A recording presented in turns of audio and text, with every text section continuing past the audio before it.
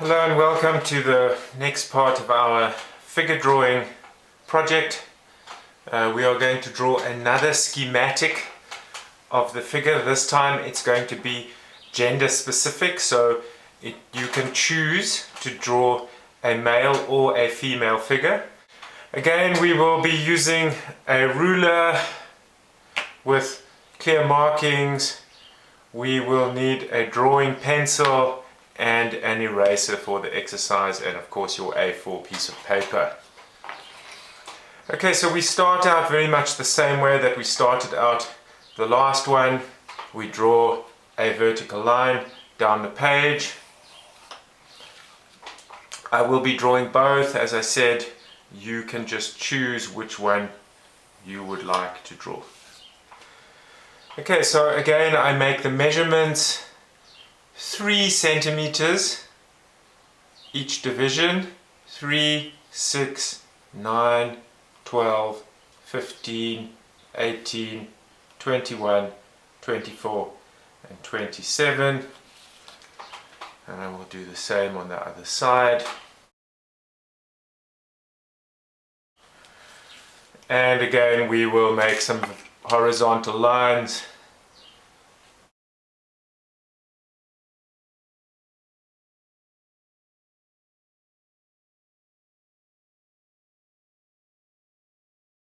Okay, please remember to draw these lines very lightly. You are going to be rubbing them out so that you can keep your superhero design nice and neat and remove all these construction lines.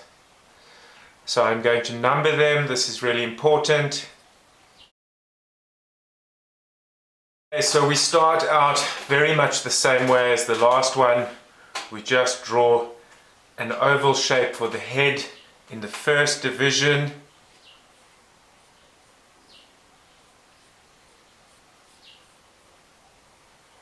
Taking up the whole division with your head shape.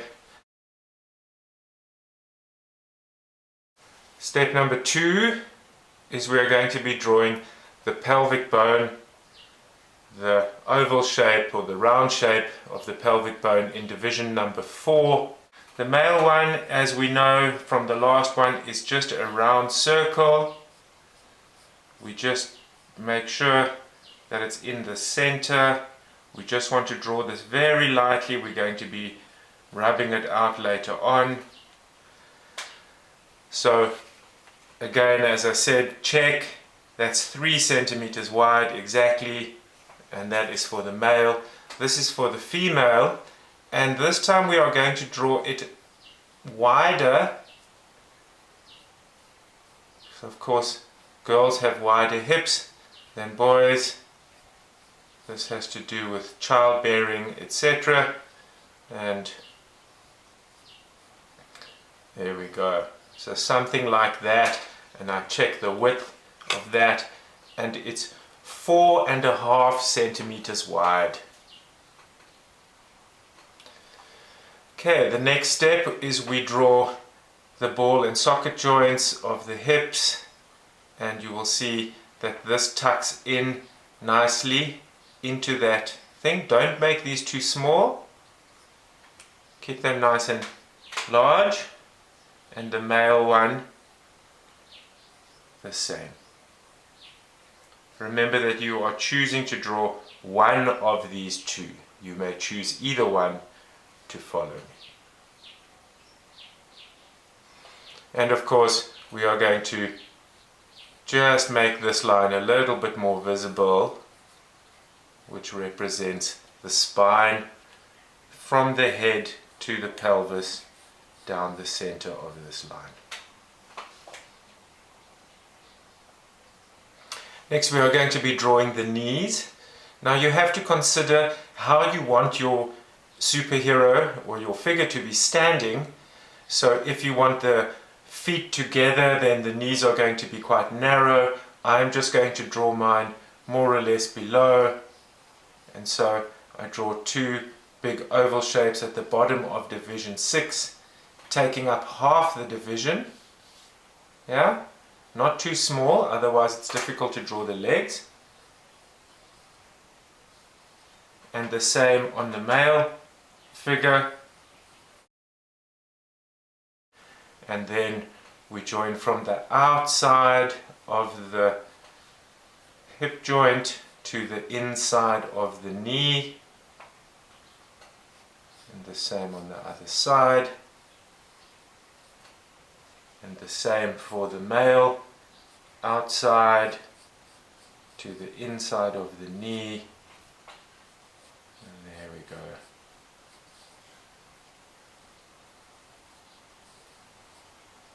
We're going to continue drawing the legs. So I like to position the feet directly below, and I draw these triangle shapes, a little bit different from the note pack. I kind of draw them directly below the knees, so the legs are going to be standing apart, and from the outside of the knee to the center of that foot, I join those up. And the same on the male one.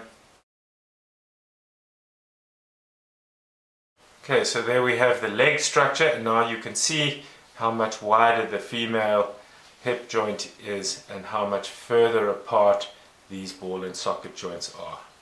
Remember, this is the female figure, and this is the male figure, just so that we don't get confused. Okay, next we are going to be drawing the rib cage. So from halfway up division number 2, exactly halfway up, if you need to measure it, then measure it 1.5 centimeters. And we draw a rib cage. Remember, it's like a complete big rugby ball shape that we then cut off halfway in division 3, and the same on the male side. Remember, all of this is very lightly drawn so that I can erase it very easily without leaving too many marks on the piece of paper. Now I'm going to draw the shoulders, and this rests on top of the rib cage, and I'm going to then make little circles for the shoulders. These circles, the center of the circle is halfway up the division, and for the female you will notice that I am keeping it the same width as the hip joints. Okay, so if I measure that, we'll just measure it for you to make sure that you know what's going on. And it is 4.5 centimeters. 4.5 centimeters, kind of to the outside of those shoulders. The male figure, I'm going to make a little bit wider, the shoulders. And again, I make the circles exactly halfway up division 2. Try and keep them the same distance apart, and when I measure that, I will see it's 5 centimeters across. Now I'm going to draw the arm structures. I'll start with the male this time. Coming down, I make the elbow just above this line at the bottom of division number 3. The same on the other side. And then the wrists just below this line at the top of division number 5. See, the hip joint is above the line, the wrist joint is below the line.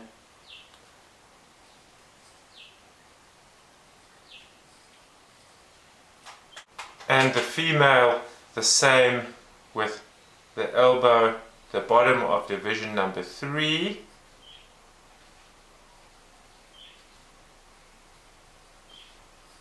The light line joining it, and the wrist just at the top of division 5, the top of division 5, just below that line. You see the hip is above the line, the wrist is below the line. And the same on this side, the wrist just below the line. And of course the hands, everyone's favorite. First down to the knuckle, then turned in, then the thumb structure, and the rest of the hand. And the same on the other side.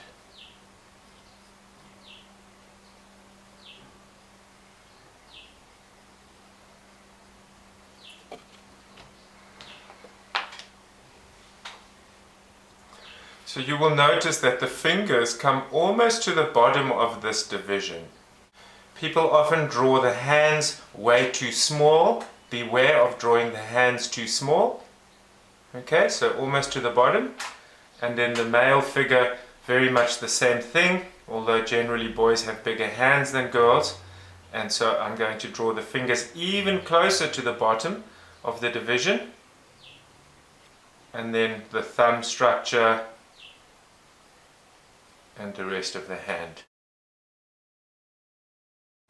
And so there we have our basic skeleton.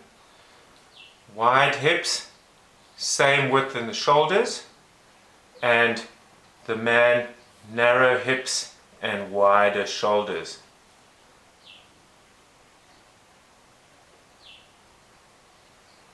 Okay, now we are going to start drawing the shape of the muscles over the top of that, or all the details of the figure.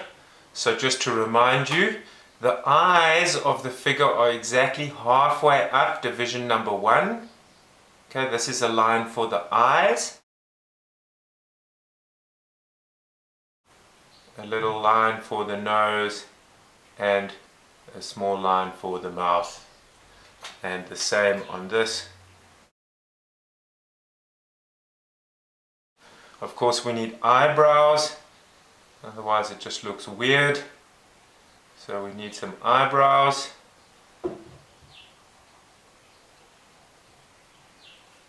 And of course some ears.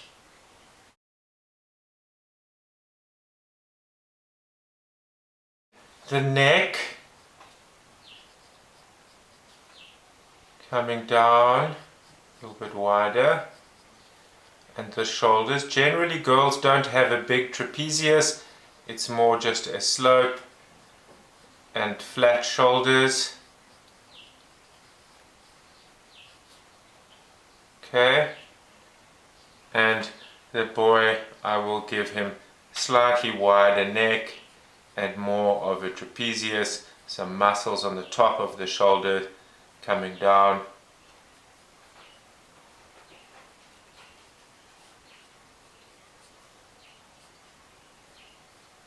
Okay, I'm not going to draw the hair yet, but just a pointer with the hair, that the hair should come over the top of this line at the, this size of the head represents a bald person. Okay, so if you're going to draw hair, the hair should protrude slightly above that line. Okay, then we're going to draw the arm structure. I'm not going to make my girl very muscular, so I'm just going to draw a kind of a smooth line for the arms. Just the outside first, and then we will get to the chest structure. Okay, now remember in the first schematic I told you that on this line, the bottom of division 2 or at the top of division 3 is where the nipples come. Okay, so boys and girls, we put the nipples at the same height, and so the male figure has the pectoral muscles where we draw the line underneath. It comes just a little bit outside the nipple, and then at kind of 45 degrees up, aiming at the shoulder. Aiming at the shoulder. And if you want to give your guy a little bit more kind of definition of the muscle, you can turn this in a little bit at the top. Okay. The girl, of course, has breasts. Her pectoral muscles are underneath the breasts. Okay. Now, just a simple way to draw the breasts is to draw kind of a cup shape underneath the nipple. Now, we don't want to draw it directly underneath like this, because the roundness of the figure of the chest, kind of when we see the breasts from the front, they're kind of angled out. So if you think that this is kind of this line represents the center of the breast, and then we draw the cup kind of angled on the kind of the side of that, it makes a little bit more sense and looks a little bit better than drawing it straight down below, because of course the breasts don't point straight outwards, they are pointing slightly to the side. Okay, so we just draw these little cup shapes slightly to the side. Okay, now we can draw the rest of the arm structure. Of course that fits into that cup shape nicely, and down to the elbow, and the forearms just bulging over here in the first part, and then a straight line into the wrist, keeping the wrists nice and slender. And of course the same on the man. I'm just going to give him slightly more muscle structure in the arm, where the shoulder muscle and the bicep are separated. There's a bulge and then another bulge. Okay, on the outside we've got a bulge and then another bulge, and of course the inside of the arm fits into that.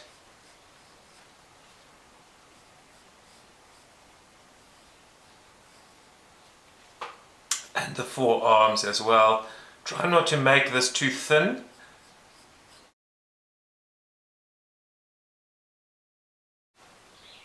Now another major difference is the shape of the torso.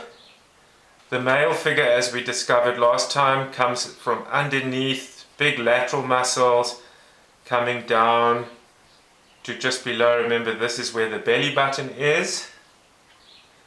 And the male figure comes down to below that line, so the thinnest part of the male figure is about here. Again, the same on the other side. We bring it down and it almost touches that pelvic bone, comes down to below. Okay, you can also turn that in if you like a little bit. While the female figure, the lateral muscles are normally not so pronounced, so further up, and the thinnest part of the female is in line with the elbows, so just above the belly button we make the thinnest part, and then you can see naturally it comes out over the hip bone, the pelvis bone, and the thinnest part ends up being just here. Okay, you can adjust this if you want your girl to be very skinny. Of course you can make it come in a little bit more, it's entirely up to you. Okay, and then from this, where it starts to curve naturally over the pelvic bone, we just keep curving it down to the knee.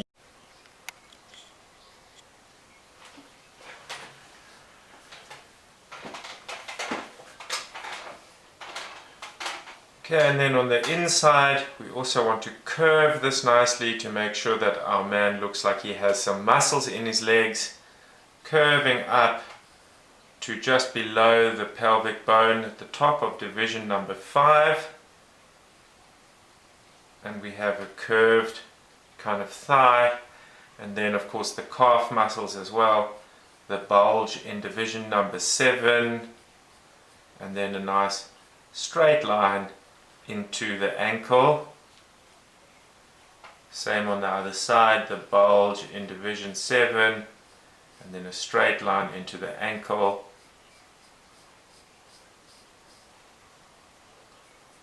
Okay, and then I'm just going to draw my man with the feet facing front, both sides. So big toe, next toe, and we draw the little toes, circles, a little line to represent the foot, etc.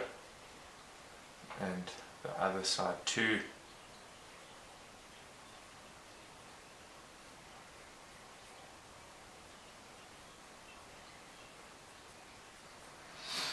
Okay, so there we have the basic schematic of both of our figures.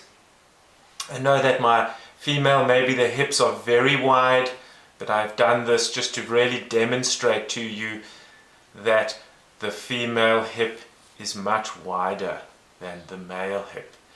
Now you are going to kind of change these lines ever so slightly to make your superhero as you like. Of course, you can make the girl's shoulders much wider if you would like her to be very muscular, or if you want her to be very slender. Of course, you can bring the waist in a little bit more and make her a little bit narrower. Of course, you can change the lines of the hips, etc.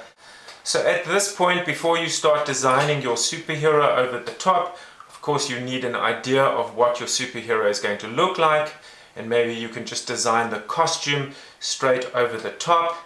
But it's also a good idea at this point to clean up your drawing so that you can really see what it looks like without all the structure inside. And so we take our eraser and we clean up the drawing, we remove all of the structure.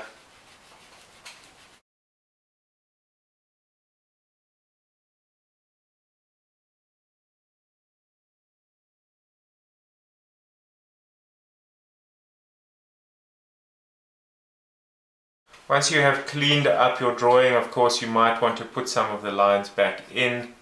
You can really choose now how you want her to look.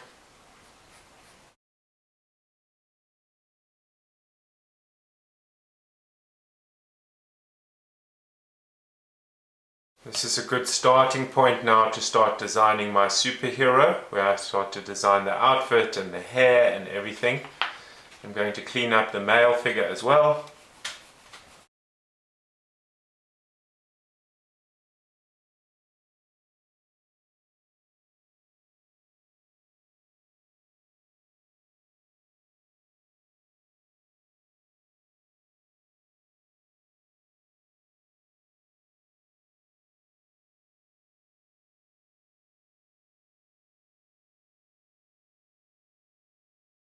Okay, so once it's cleaned up, then you are ready to start designing your superhero. Of course, you are free to distort it. You can make the shoulders much wider or narrower as you really like. Use your imagination. Look at other people's superheroes, maybe on the internet or in the note pack that I have provided for you, where you can start to really design and make this your original superhero. Here are a few examples that I have designed using that exact schematic. You will notice here I have made the female's hips a little bit narrower to give her more androgynous feel. This one I have made the man's shoulders much wider and his arms thicker and his legs thicker so that he appears to be very muscular. Here are two male ones that I designed. Here is a very average kind of schematic where I have added a whole lot of accessories to him, and this one I have made the shoulders quite narrow and the hips quite narrow and the legs quite thin, and added of course a whole lot of things. So I would also like to see you give your superhero some kind of a name and some attributes which you list or point with arrows to, etc. And here are two female ones that I designed. You can really be creative and make different hairstyles and accessories like the spear, etc. A little tip: if you want your superhero to appear to be flying, then we just angle the feet down instead of having them flat standing on the ground. And of course here I have kind of removed the line. I have only left these divisions just to kind of show you how I have not changed anything, the height of anything. You should rub these out actually in your final design, please.